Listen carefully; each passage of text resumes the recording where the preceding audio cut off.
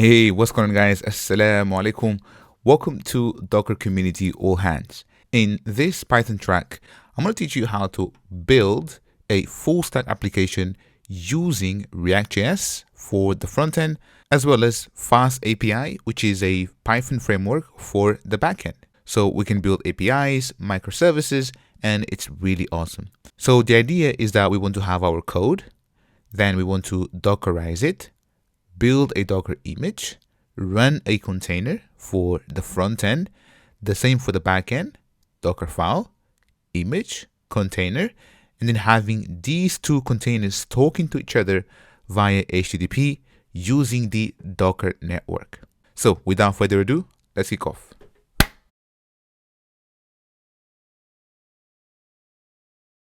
All right, let's begin with our backend.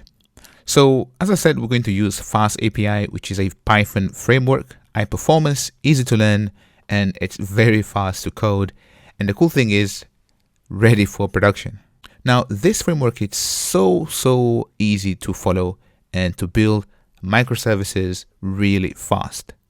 So in here, you can read on their official documentation. You can see that they basically say that it's fast, few bugs, easy, short, robust, so on and so forth. And then they also have a bunch of great documentation. Now, don't worry about this because I'm gonna take you through the bare minimum that allows you to get up and running with Fast API. But if I scroll down in here, you can see that they give you an example how to get started. So you basically install pip. You also install UVcorn. So this is the asynchronous service for production. And then if I scroll down, you can see some source code in here. So what we're going to do actually is let's just take this command in here and I'm going to open up VS Code, and I already have a folder. So I'm just going to paste that command, and obviously it doesn't work because I've got pip3 in here, just like that. Now it's installed, and let's also install UVcorn. So I'm just going to take this command in here, Command C, and paste it. And again, pip3. I don't know why I keep on forgetting pip3, but there we go. So now we have everything installed. Let's create a folder in here. So folder, and I'm going to name this folder as backend. And inside of this backend in here, we're going to have a file called main.py. So main.py. Now within this file, this is where we're going to write some Python. Now, if I go back again to the documentation in here, so you can see that they already gives us some boilerplate code that we can basically just use. So I'm going to grab this, and if I go back, and in here, what I need to do is cd into backend first, and then I'm going to paste that command. So UVcorn main app. So main is the name of the file, and then app is this guy. And then -- reload means that anytime you make a change, just restart the server.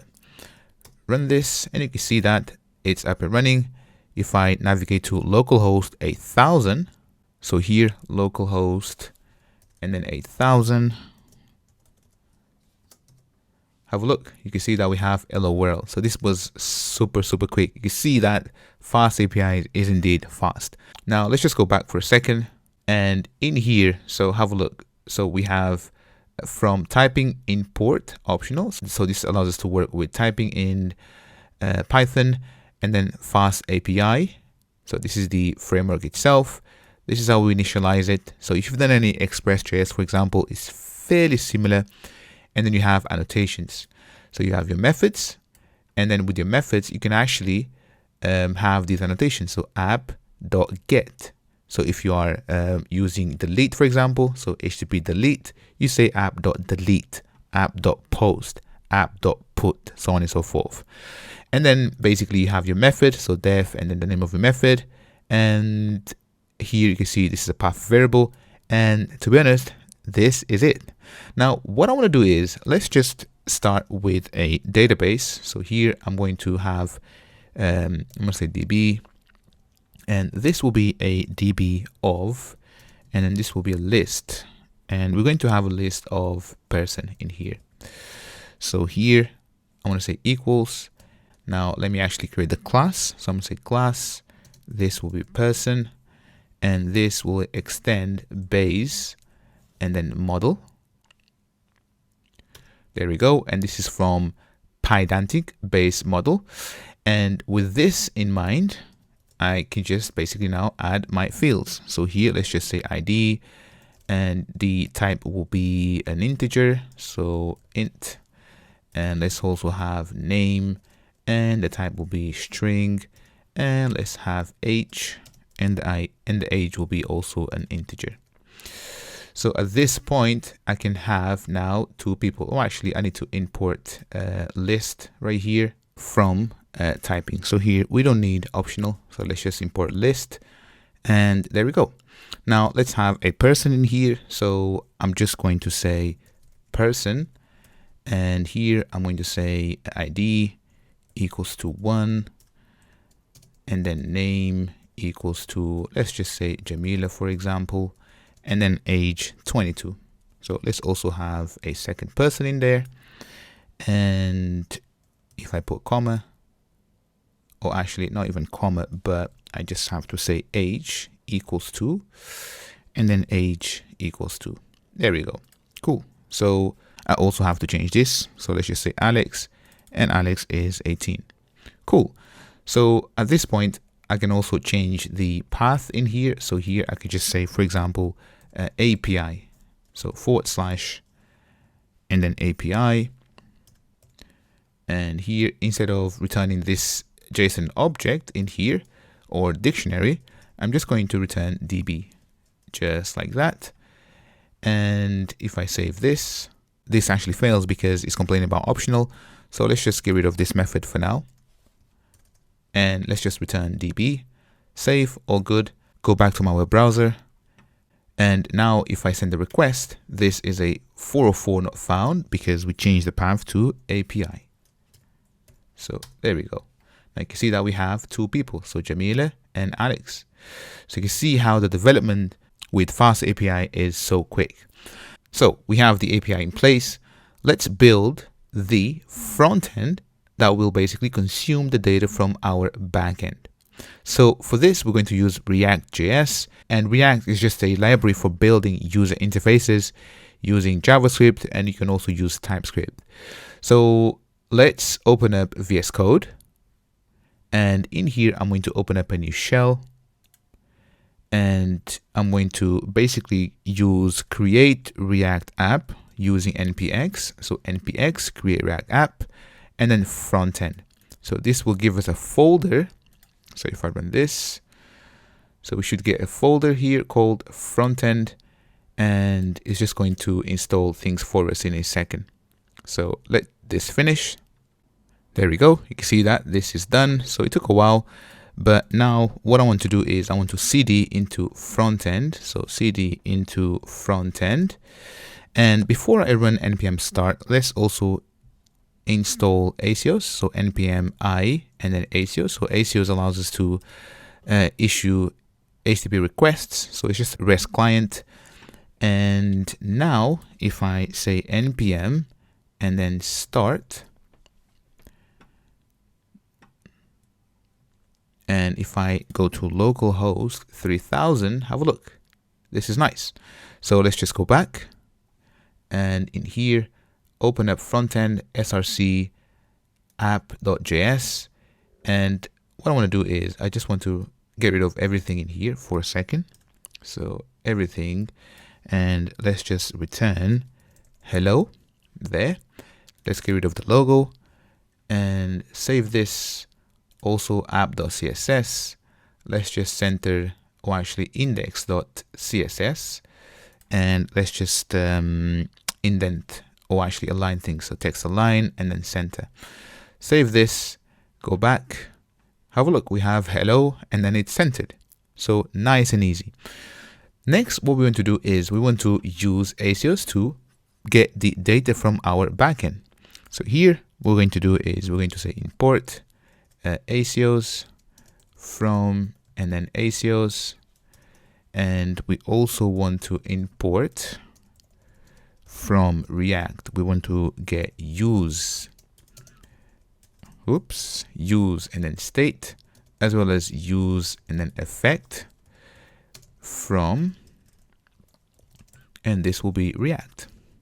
So this allows me to basically deal with state, and this allows me to run or actually fetch the data before the component gets mounted. So to do that, we're going to basically say in here const, and then here I'm going to say people, and then set, and then people, or maybe users, it doesn't really matter. So people, and then equals to, and then use, and then state, and the initial state will be this empty array.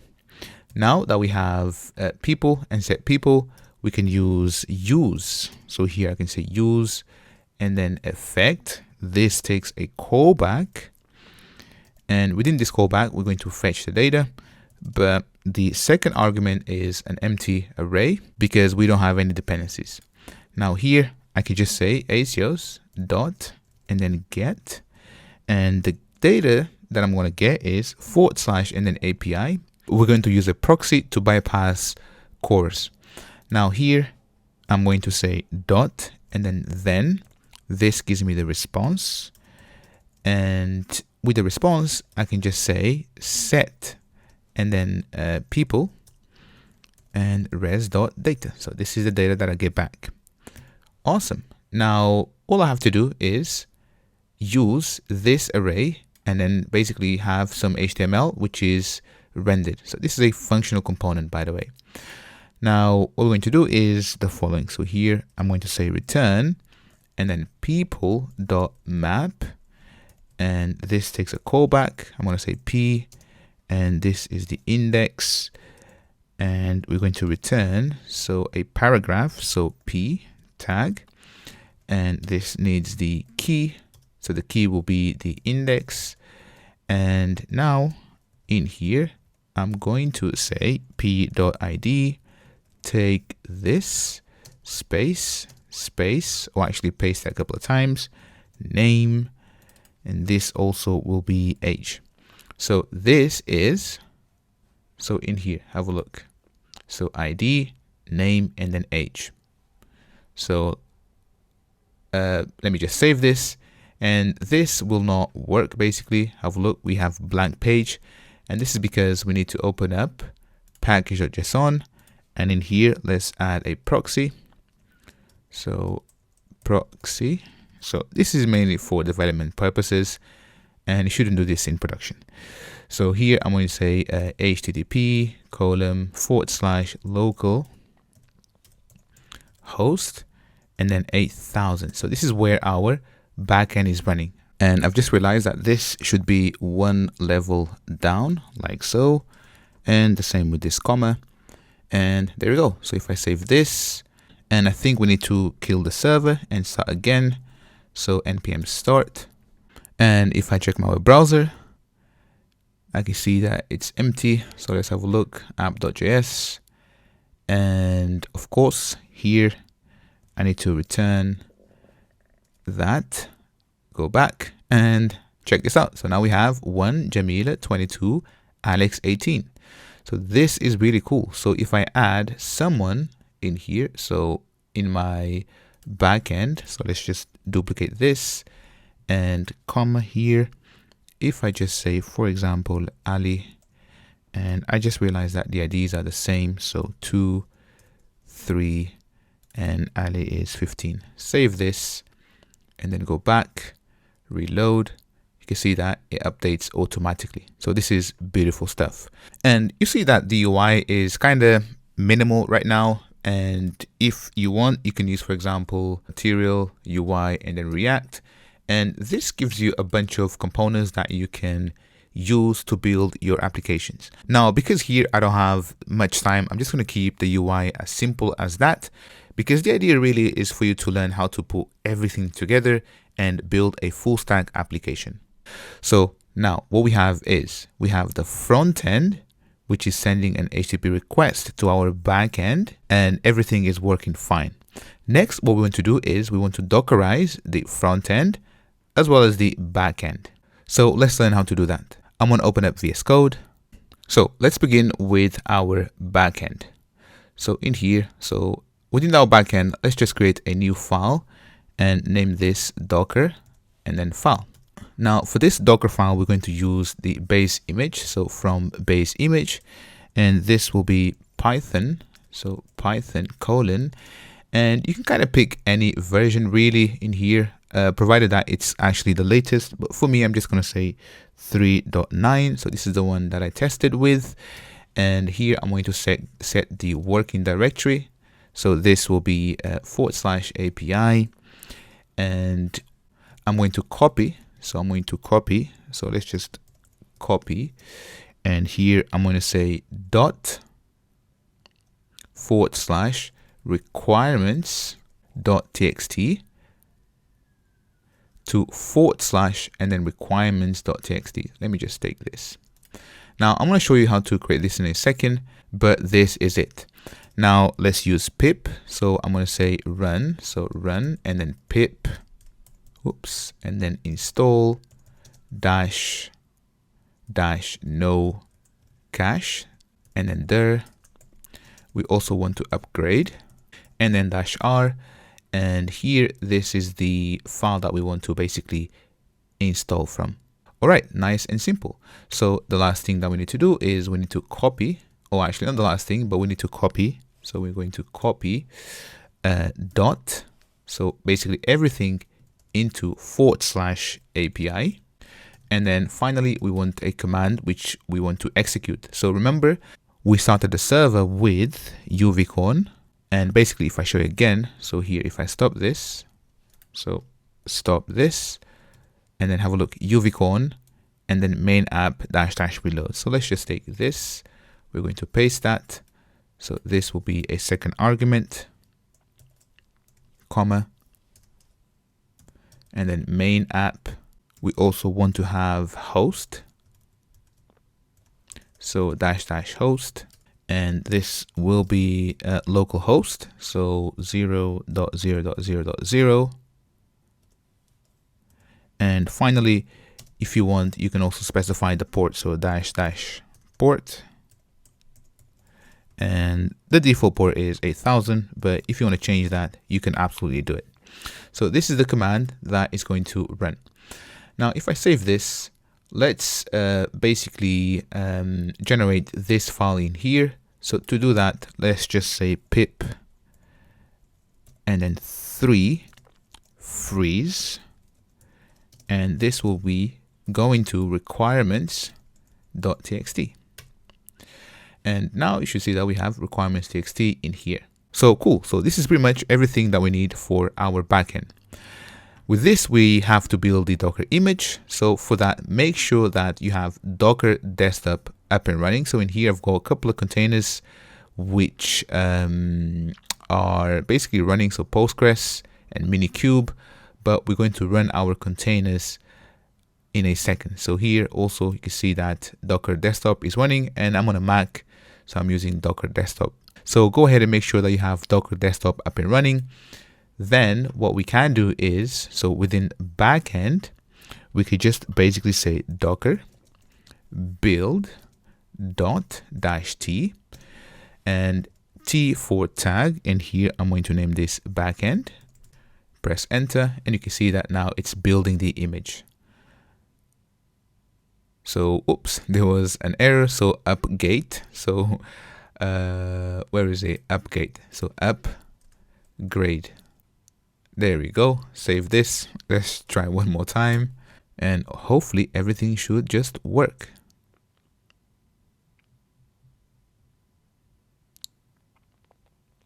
Bingo. So everything is working.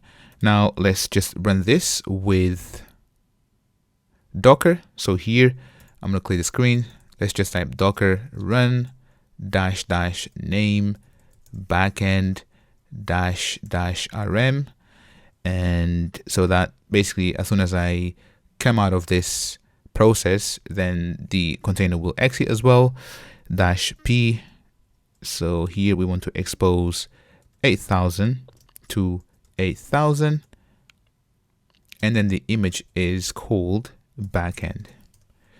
So I think this is it. So let's just give it a try. And it looks like We have a syntax issue here. So I think it's this comma in here. So let's just save this. We're going to build the image again. And let's try and run again. And there we go. Yeah, so it was this comma in here. So now it's running on localhost 8000. So this is within the container, but we are exposing. So we are exposing 8000 from the host to 8000 within the container. So technically, if I in here just reload this, it should just work, right? So this now is coming from the container and not my local machine. All right, so we have the backend, which is now containerized. Now let's build the Docker file, build an image, and then run a container for our front end. So back to VS Code, and let's just collapse backend, open up front end, new file, and this will be a Docker file. And in here, let's just use the base image from, this will be node, and then colon, and then I think there's 17 column. I think there's an Alpine version in here. Yes, so this is a smaller image. And now what we need to do is, so basically it's almost the same thing that we've done with our backend. So here we need to set the working directory. So work there. And here I'm going to say /app instead of API. Then I want to copy. So I want to copy the package. So package. And then because we have dot and then dash, so I'm just going to say star dot JSON into /app. Then I want to run npm and then I -- silent, so we can just ignore all the noise. And I also want to install React scripts. So run and then npm I -g for global, and this will be React -scripts and then and then the version will be 5.0.0.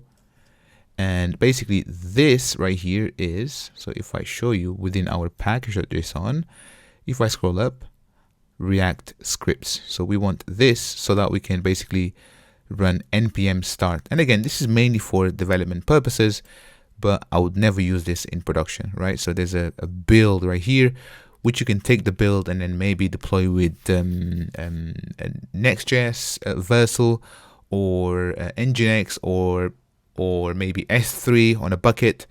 But for testing, let's just basically test things like this. So let me just go back in here, and there we go. So that's it. So after all is done, let's run a command, and the command will be npm and then start. So this looks familiar, right? So let me just save this. Now, before we run this in here, what we need to do is the following. So here, let's just open up package.json, and in here, so we need to change a few things. So here, this will be the name of the container. So we've named it as backend. So this is using Docker network, because localhost means the container itself. Our backend is running on a different container, and it has a completely different local host, right? So this will allow us to talk to that container. But we need to also create the network, which I'm going to do in a second. But let's just basically save this, and there we go. So now, in order for us to build this image, let's just go to node in here, and I'm going to stop this for a second. So this is the one running localhost, and here I'm going to say docker build dot and then -t, and here I'm going to name this as front end. There we go. And you could say latest or any version or build number. For us, latest is fine. So have a look, it's running npm I and then silent, so we don't get a lot of noise in here. Now it's running React scripts, so just give it a second. Exporting layers, and there we go. So that's finished. Okie dokie. Now, to be honest, we've done it. Now, let me show you. What we have is, so we have the Docker image. So here for our front end, but we don't have the container yet because we didn't run it. But we have the container which is running for our backend. So now in order for these to talk to each other, so localhost on this container is just for this container. So if I say localhost and then 1000, which is this other container running, so they won't be able to communicate to each other. So instead we need to create a Docker network. So to do that, let's go back to the terminal. And in here, so what I'm going to do is I'm going to say Docker network and then create. And here you can give any name. So let me just say foo and then bar. There you go. So now both containers can use this network to communicate to each other. Now, what I'm going to do first is I'm going to go back to our backend. I'm going to stop it. So Control C. So that gets killed. And right here, so --rm --network. And the network will be foo and then bar. Run it. And you can see that it's up and running. Now we can run our front end. So Docker run --rm --name front end --network foo and then bar and -p. So we're going to expose same port, so 3000 on the host, 3000 on the container, and then the image name, so front and then end. So this should be it. So if I run it, you can see that we have a problem, and most likely I forgot something. So let's just go back to here. And of course, so we need to copy. So we need to copy source destination. So we have to copy our source code, right? So this will be dot, and then here dot, and then /. Now here we don't want to copy everything. So what we're going to do is, so node modules. So this is useless. So we don't have to copy this because we run npm install in here. So let's just basically create a file dot docker ignore, just like that. And here I'm going to say node modules. Cool. And you can also ignore the Docker file, all of these other things, but for me it's fine. I'm just going to ignore this big folder in here. Let's also save the Docker file. Let's build the image again. So build front end. There we go. And let's try and run it. So Docker run name front end network foo bar 3000 to 3000 front end. So you can see that this time it works. So starting development server and boom. So compiled successfully.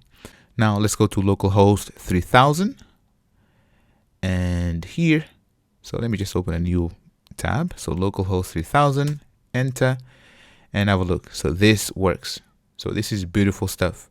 So we are actually now from this container right here called frontend, we are fetching the data to our backend. So this is working beautifully. And you can see the power of Docker. Now, obviously, you can basically check Docker desktop. So in here, you can see that I do have the backend, which is running. The front end is also running. If you want to execute a shell, you can do it. You can also open from the browser in here. I forgot to show you. You can stop, you can restart, and you can delete everything. So I'm going to leave it here. And it was fun teaching you how to put all of this together. Now, obviously, in here, you want to have your own database. And you could also use Docker, basically another container for your database. And this is just a quick session. And I wish I could spend time teaching you everything you need to know about building full stack applications with Fast API and React. And obviously, we could also use Docker Compose. So you saw that we have these commands, Docker run, --name, --rm. And what we could actually do is have a Docker Compose file that we can just run. And then all of these containers, the network, everything is just done for us in one single command instead of us having to run separate commands for each application. I wish I could spend more time teaching you about how to pull all of this all together and some of the best practices, but hopefully you see the power of Fast API and React. That's all for now. I'll catch you on the next one. Assalamu alaikum.